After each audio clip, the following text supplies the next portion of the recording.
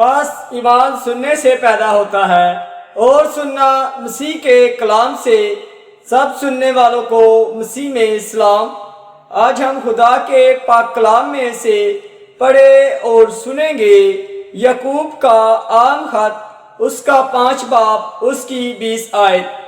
میرے ساتھ مل کر خدا کے پاک کلام کو پڑھے اور سنیں۔ اور تو وہ یہ جان لے کہ جو کوئی کسی گناہ گار کو اس کی گمراہی سے پھیر لائے گا، وہ ایک جان کو موت سے بچائے گا اور بہت سے گناہوں پر پردہ ڈالے گا۔ خدا کا پاک کلام پڑھا اور سنا جانا ہم سب کے لیے باعث برکت ہو، آمین۔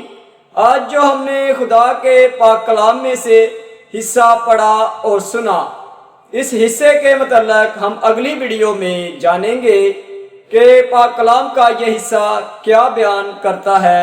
ابھی تک آپ نے بائبل مقدس سوشل نیٹ ورک کو جوائن نہیں کیا تو جلدی سے جوائن کریں اور مجھے ہمیشہ اپنی دعاؤں میں یاد رکھیں۔